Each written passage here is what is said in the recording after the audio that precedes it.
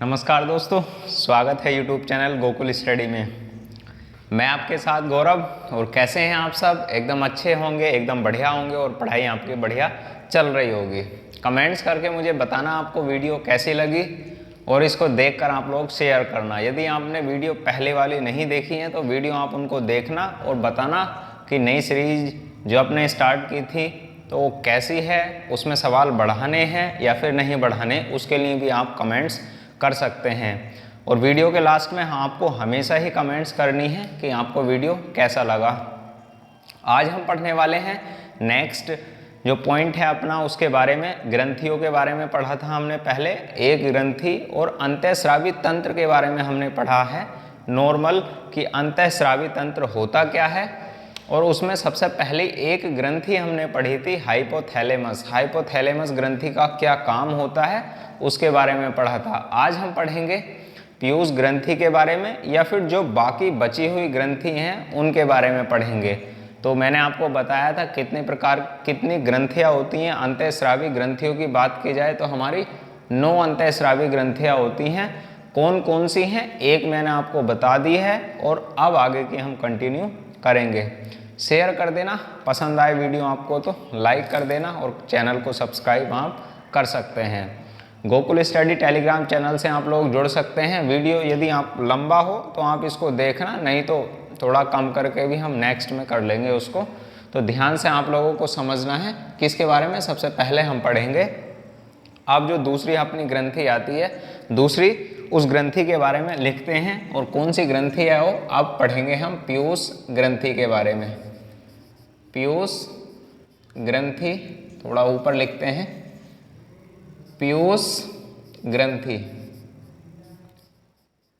पीयूष ग्रंथि की बात की जाए, पीयूष ग्रंथि होती क्या है, तो धीरे धीरे पॉइंट आपको समझते हुए चलना है। और पॉइंट कौन कौन से हैं। सबसे पहली पीयूष ग्रंथि होती क्या है और इसका काम क्या होता है। ग्रंथि में क्या क्या जानना जरूरी होता है, एक जानना जरूरी होता है इसका काम क्या होता है और इससे नॉर्मल हार्मोन कौन से निकलते हैं, ये जानना जरूरी होता है। तो ध्यान से आप लोग समझना। पहला पॉइंट पीयूष ग्रंथि, तो इसे शरीर की मास्टर ग्रंथि कहते हैं। मास्टर ग्रंथि कहते हैं। दूसरा पॉइंट है यह शरीर की सबसे छोटी ग्रंथि होती है। छोटी ग्रंथि होती है। और इसके आकार की बात की जाए तो इसका आकार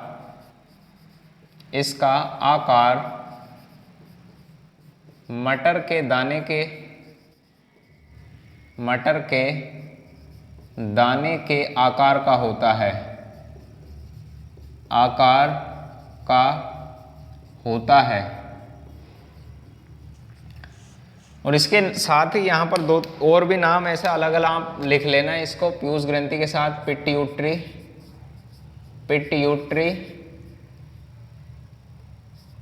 पिट्यूटरी या फिर मास्टर ग्रंथि, ऐसे नाम लिखे आ जाते हैं।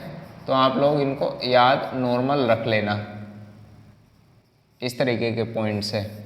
इसका आकार कैसा होता है, मटर के दाने के आकार का होता है। शरीर की सबसे छोटी ग्रंथि होती है और हमारे पास क्या है, इसे मास्टर ग्रंथि कहते हैं। अब हमारी बात आती है इसका नॉर्मल साइज या फिर वजन की। वैसे एग्जाम में पूछा नहीं जाता। 0.5 ग्राम अप्रोक्स इसका क्या होता है, वजन होता है।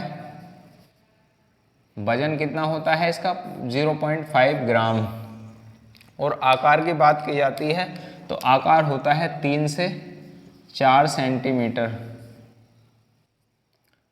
कितना होता है, 3 से 4 सेंटीमीटर। नॉर्मल एग्जाम में इस तरीके के सवाल आकार से नहीं बनते, ये ऊपर के जो 3 हैं ये सवाल बनते हैं।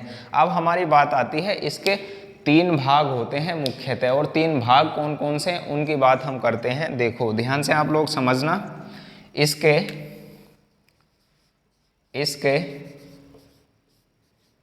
3 भाग होते हैं। 3 भाग होते हैं और उनसे ही हार्मोन की हम बात करेंगे अलग अलग कौन कौन से भाग हैं और कौन कौन से हार्मोन निकलते हैं। तो इसके भाग, एक तो पहला भाग होता है अग्रभाग।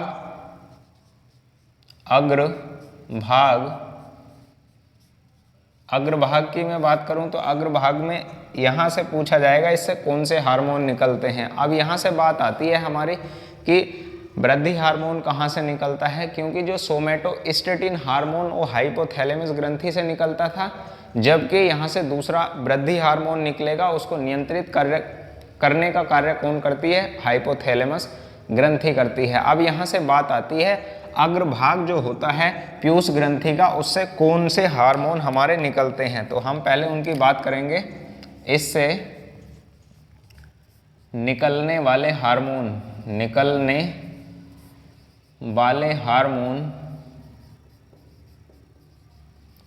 कौन कौन से होते हैं। तो ध्यान से आप लोग समझना। पहले हार्मोन्स की मैं बात करूं तो उसका नाम है सोमेटोट्रोफिक हार्मोन। क्या है, लिखना यहां पर, सोमेटोट्रोफिक हार्मोन, या फिर इसी हार्मोन को हम बोलते हैं वृद्धि हार्मोन। क्या बोलते हैं, वृद्धि हार्मोन। और वृद्धि हार्मोन कहाँ से निकलता है, तो पीयूष ग्रंथि के अग्रभाग से निकलता है। ये पॉइंट आप लोग ध्यान रखना। सोमेटोट्रोफिक हार्मोन की अधिकता हो जाती है तो शरीर बड़ा हो जाता है, और यदि कमी रह जाती है तो वहाँ पर क्या हो जाती है, बोनापन आ जाता है शरीर में। इसी हार्मोन को नियंत्रित करने का कार्य कौन करती है, हमारी हाइपोथैलेमस ग्रंथि में सोमेटोस्टेटिन हार्मोन करता है। ये पॉइंट आप लोग याद रखना। दूसरे हार्मोन की यहाँ पर हम बात करें, इससे दूसरा हार्मोन कौन सा निकलता है, तो उसका आप लोग नाम लिखना, एड्रीनो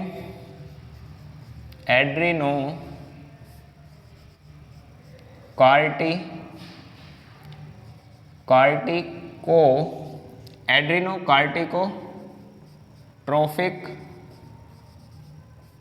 हार्मोन।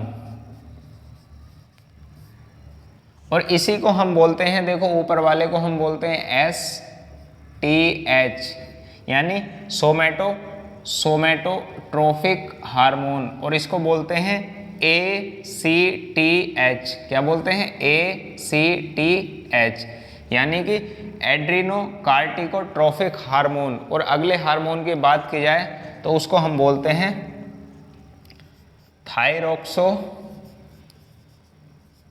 थायरोक्सो प्रेरित हार्मोन।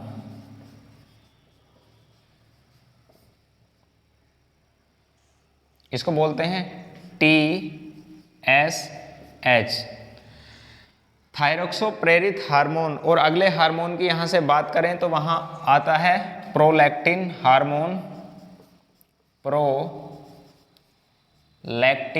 हार्मोन।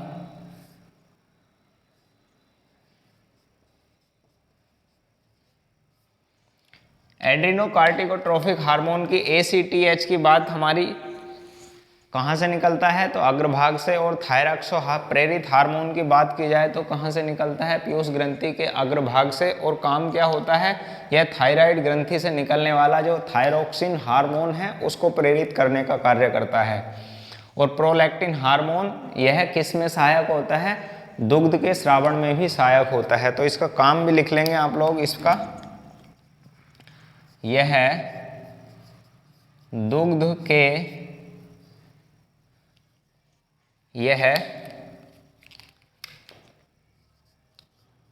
स्तनियों में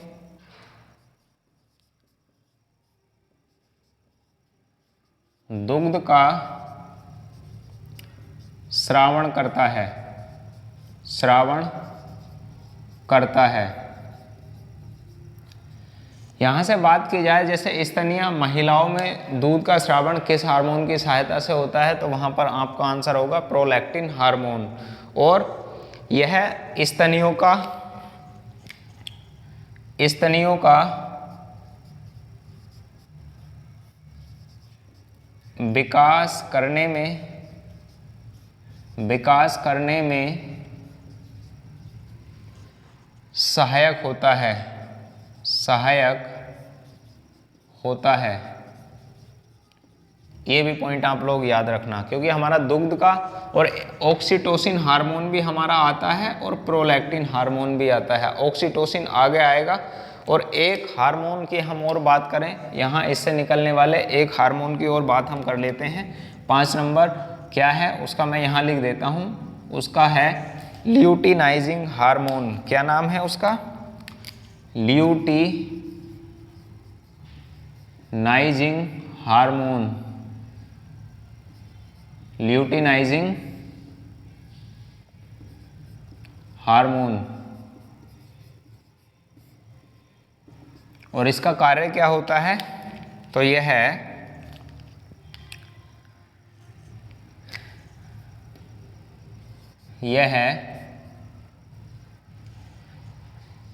नर तथा मादा के जनन अंगों को बढ़ाने का कार्य करता है, यानी प्रेरित करने का कार्य करता है। नर और मादा के जनन अंग जो होते हैं, तो वहाँ ल्यूटिनाइजिंग हार्मोन हमारा किस भाग से निकलता है? तो भाग होगा अग्रभाग, पीयूष ग्रंथि का अग्रभाग। और उसके बाद हमारी बात आती है कौन कौन से हार्मोन निकलते हैं, तो यहाँ सामने आपके लिखे हैं। अब बात करते हैं हम जो एक दूसरा भाग होता है मध्य भाग, उसकी हम बात करते हैं। तो मध्य भाग से हमारे कौन से हार्मोन निकलते हैं? तो आप लोग मध्य भाग और कौन से हार्मोन निकलते हैं? मध्य हार्मोन, मध्य भाग। और मध्य भाग से हार्मोन कौन सा निकलता है? तो याद रख लेना आप लोग, इससे मेलाटोनिन हार्मोन निकलता है।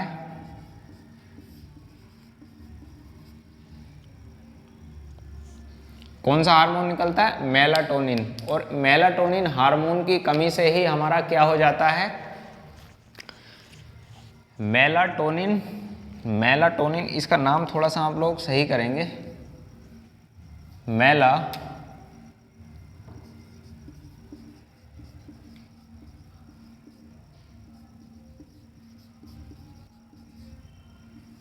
मेलाटोनिसाइट हार्मोन निकलता है। और इसका कार्य क्या होता है? जो हमारे शरीर में हमारे दाग हो जाते हैं कभी कभी, तो इसकी कमी के कारण ही ऐसा रोग हो जाता है। तो कौन सा रोग होता है इसकी कमी के कारण? इसकी कमी से शरीर पर श्वेत दाग हो जाते हैं। श्वेत दाग हो जाते हैं। एक हार्मोन मुख्यतः हमारा निकलता है मेलाटोनिसाइट, और क्या हो जाता है इसकी कमी से? श्वेत जो दाग हो जाते हैं शरीर पर, वो किस हार्मोन की कमी से हो जाते हैं? तो ये हार्मोन है हमारा मेलाटोनिन हार्मोन की मैं आगे बात करूंगा कहाँ से निकलता है और उसका काम भी क्या होता है। तो सफ़ेद दाग की बात की जाए तो वहाँ किसकी कमी के कारण? मेलाटोनिसाइट, ठीक है। और उसके बाद हम बात करते हैं इसका जो पश्च भाग है उससे कौन से हार्मोन निकलते हैं। आप इसका स्क्रीनशॉट ले लो और फिर अगली हम बात करते हैं पश्च भाग। वैसे पश्च भाग को हम साइड में लिख लेते हैं, तो पश्च भाग आगे उधर कौन कौन से वो निकलते हैं इससे यहाँ पर लिख लेते हैं। अभी स्क्रीनशॉट आप लेना इसका। पश्च भाग की मैं बात करूँ, पश्च भाग तो कौन से हार्मोन निकलते हैं? एक तो हमारा पेट्रोसिन या फिर वैसोप्रेन हार्मोन निकलता है। वैसोप्रेन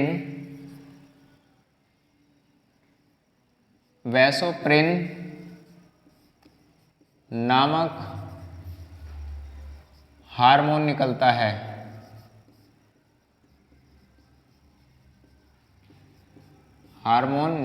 है।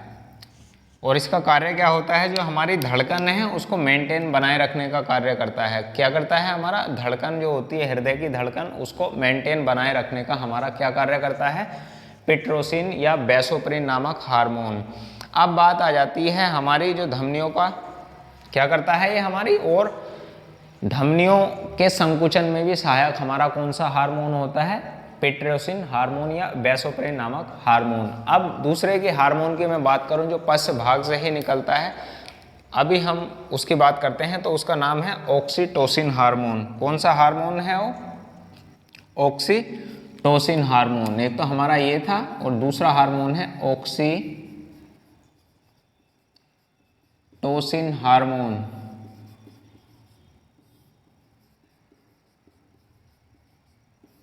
और यह भी क्या कार्य करता है, तो अभी मैंने यहाँ पर बात की थी, देखो इधर, प्रोलैक्टिन हार्मोन स्तनियों में दुग्ध का स्रावण करता है, और ऑक्सीटोसिन हार्मोन की बात की जाती है तो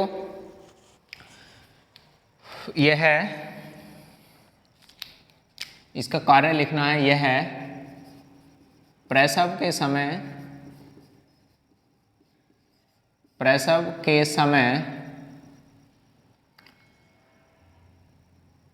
स्तनियों में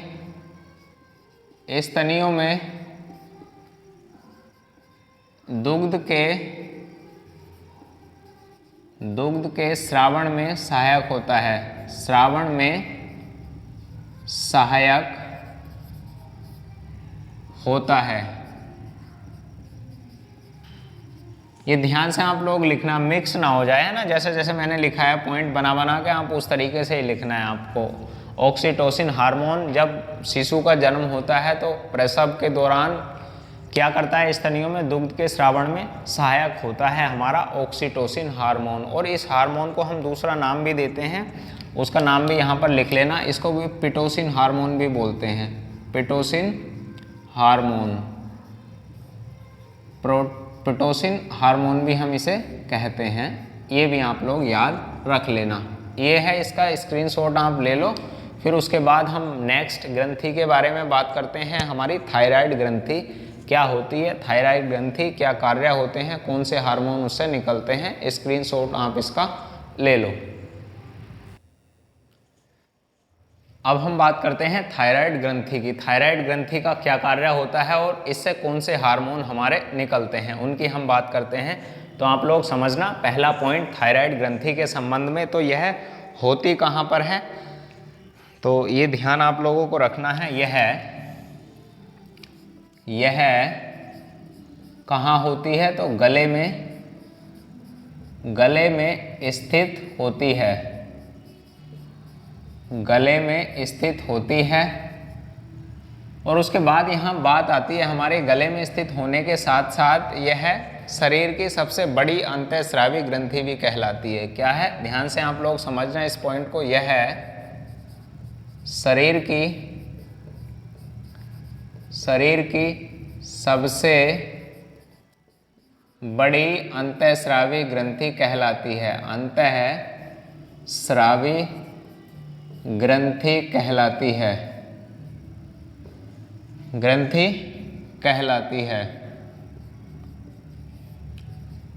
ये पॉइंट आप लोग याद रखना, शरीर की सबसे बड़ी अंतःस्रावी ग्रंथि कौन सी है हमारी, तो थायराइड ग्रंथि कहलाती है। अब अगली बात हमारी आती है, गले में होती है और कहाँ, श्वास नली के पास, तो यह है श्वास नली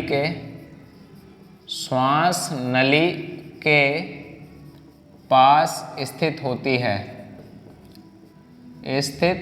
है। और सबसे बड़ी ग्रंथि होने के साथ साथ तो यहाँ बात आती है कि सबसे बड़ी ग्रंथि है तो इसका आकार कितना होता है, तो इसका आकार की बात करें तो हम इसका आकार 25 सेंटीमीटर यानी 25 सेंटीमीटर होता है। ये पॉइंट आप लोग अच्छे से ध्यान से याद रखना। अगले पॉइंट की हम बात करें यहाँ पर, यह करती क्या है, तो इससे थायरोक्सिन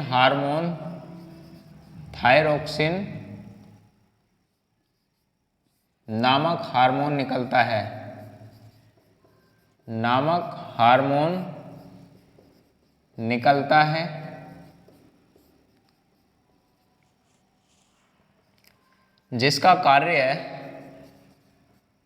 जिसका कार्य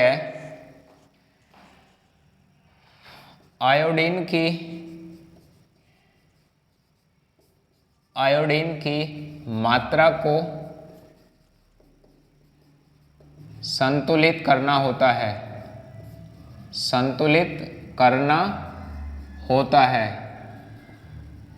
क्या होता है, ये बात भी आप लोग याद रखना, जिसका कार्य आयोडीन की मात्रा को संतुलित करना होता है। और ये एक अच्छा पॉइंट आप लोग याद रखना, आयोडीन की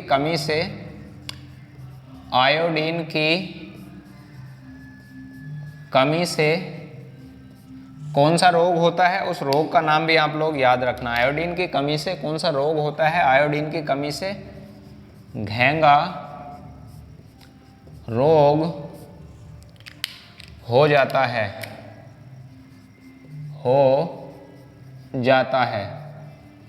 तो बात आती है कौन सा हार्मोन निकलता है, थायरोक्सिन हार्मोन। कार्य क्या होता है, आयोडीन की मात्रा को संतुलित करना, और इसकी कमी से कौन सा रोग हो जाता है, घेंगा रोग हो जाता है।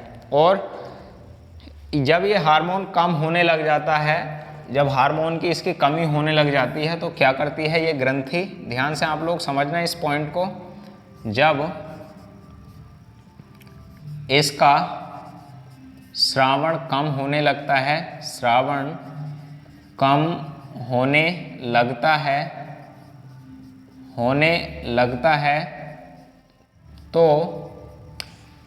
तो यह ग्रंथि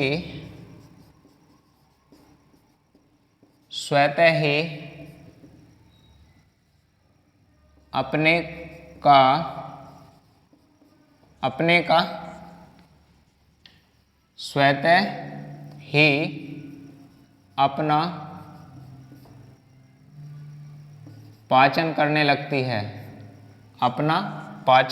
लगती है। ये पॉइंट आप लोग याद रखना, जब इसका श्रावण कम होने लगता है तो यह ग्रंथि स्वतः ही अपना पाचन करने लगती है। और इसे कहते क्या हैं, ये अच्छा पॉइंट है जानने के लिए। तो इसे हम कहते हैं वहां पर हास्मीटो। इसे उस स्थिति में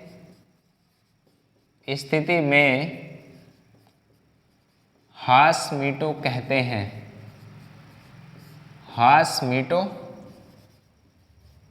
कहते हैं, ये पॉइंट आप लोग याद रखना। ये किसके संबंध में पॉइंट है, ये हमारे हैं थायराइड ग्रंथि के कहाँ पर होती है, गले में और श्वास नली के पास स्थित होती है। शरीर की सबसे बड़ी अंतःस्रावी ग्रंथि कहलाती है। आकार कितना है, कौन सा हार्मोन निकलता है, थायरोक्सिन हार्मोन। कार्य क्या है, आयोडीन की मात्रा। कौन सा रोग होता है आयोडीन की कमी से, घेंगा। और हमारा जब इसका श्रावण कम होने लग जाता है तो यह अपना ही पाचन स्वयं करने लग जाती है, जिसे हम कहते हैं हास्मीटो कहने लग जाते हैं।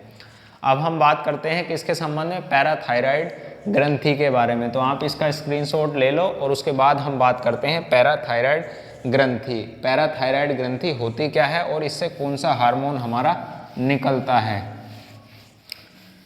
पैराथायराइड हार्मोन क्या काम होता है और कहाँ से हमारा कौन सा हार्मोन निकलता है। तो ध्यान से आप लोग हेडिंग डालना, पैराथायराइड ग्रंथि, थायरॉइड ग्रंथि। पैराथायराइड ग्रंथि कहाँ पर होती है, तो ये बात आप लोग याद रखना, यह थायराइड के पास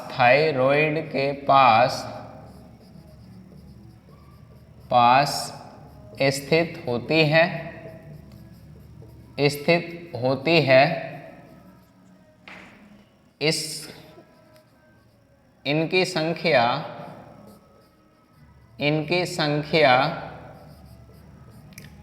4 होती है,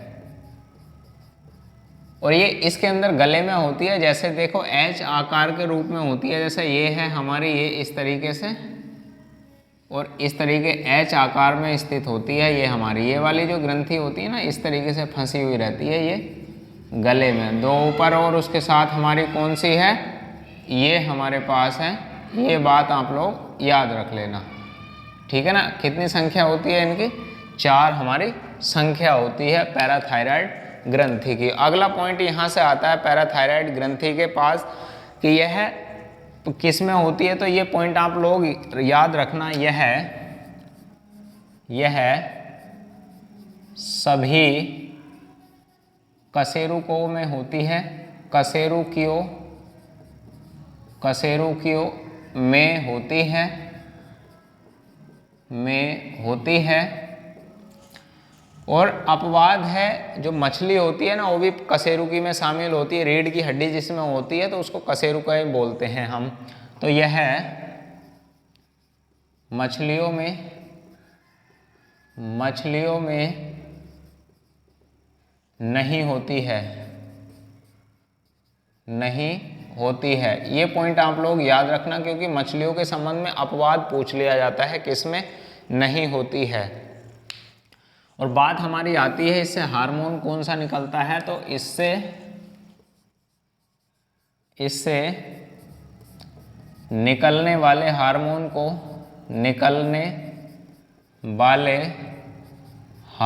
को पैराथार्मोन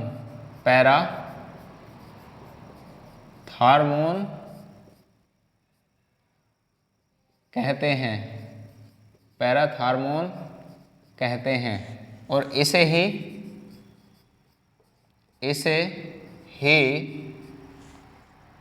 एक नाम और आता है यहाँ पर, दूसरा नाम इसे और क्या कहते हैं, तो इसे ही कोलित हार्मोन भी कहते हैं, कोलित हार्मोन भी कहते हैं। ये पॉइंट आप लोग याद रख लेना। अब यहाँ से बात आती है हमारी, जो हार्मोन है हमारा पैराथायराइड, यहाँ पर इसको नाम पैराथायराइड हार्मोन, ये थोड़ा सही आप लोग करना, पैराथायराइड हार्मोन,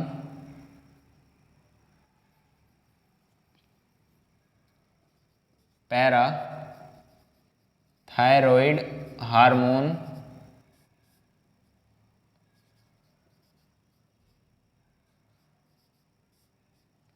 कहते हैं, और इसे ही कोलित हार्मोन भी कहते हैं। अब हमारी बात आती है जो इससे निकलने वाला हार्मोन है उसका कार्य क्या है, यानी करता क्या है हार्मोन।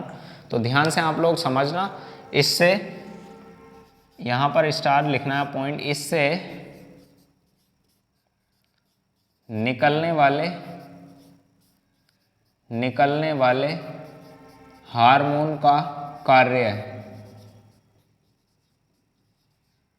क्या कार्य है, तो ध्यान से आप लोग समझना, और पहला पॉइंट लिखना है आपको इसके बारे में क्या कार्य है। तो यह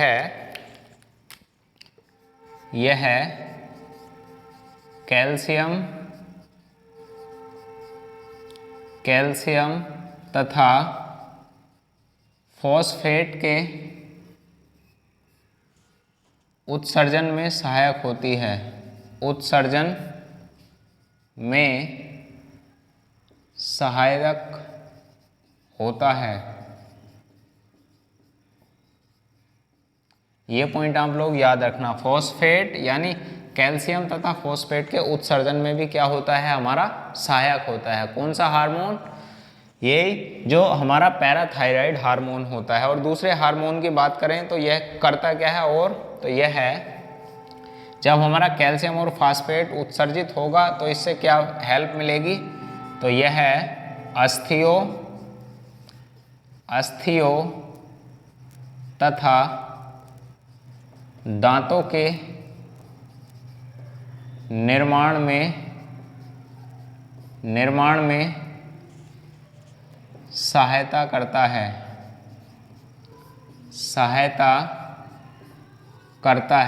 ये पॉइंट आप लोग याद रखना, ये अच्छे पॉइंट हैं, लिखते भी इनको साथ के साथ रहना। अगला पॉइंट हमारा इससे आता है यह पेशियों को क्रियाशील बनाता है। ये पॉइंट आप लोग याद रखना। और एक बढ़िया पॉइंट पेशियों को क्रियाशील बनाता है, और अच्छा पॉइंट एक और आप लोग याद यहाँ से रखना, इसको आप लोग साफ कर देंगे ना। संख्या मैंने बताई थी, ये गले की स्थिति है जहाँ पर ये होती है, पाई जाती है। अब एक बात हम याद रख लेना, यह है अनावश्यक अस्थियों के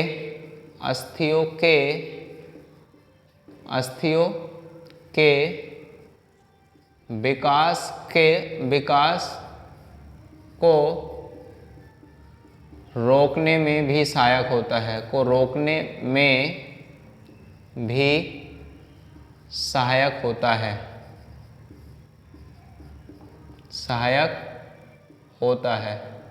ये पॉइंट आप लोग याद रख लेना। इसका स्क्रीनशॉट आप ले सकते हैं। और फिर हम नेक्स्ट बात करेंगे, अगली जो अपना होगा अगले पॉइंट नेक्स्ट। कैसा लगा आपको वीडियो, कमेंट्स करके आप लोगों को बताना है। और पसंद आए तो आप लोग इसको शेयर भी कर सकते हैं, और कमेंट्स तो आपको करनी ही है हमेशा, है ना। फ्री में आपको ऐसा वीडियो नहीं देखनी है। और आप देखना, यदि आपको लगता है कि फ्री में इस तरीके का कंटेंट आपको लगता है कि नहीं मिलेगा, या फिर आपको लगता है कि फ्री में कुछ अच्छा नहीं है, तो आप इसको एक बार पहले कंप्लीट देखना, और पिछली वीडियो भी है ना उनको भी आप देखना, और उसके बाद कमेंट्स आप लोग करना कि हाँ वाकई सही है या फिर वैसे ही खाली होता है जो टाइम वेस्ट है। तो आप लोग देखना अच्छी हैं या ख़राब, तो आप लोग कमेंट्स करना उस बारे में कि वीडियो आपके लिए हेल्पफुल हैं या फिर नहीं। मिलते हैं नेक्स्ट वीडियो में। शेयर कर देना, इसको लाइक कर देना। Thank you.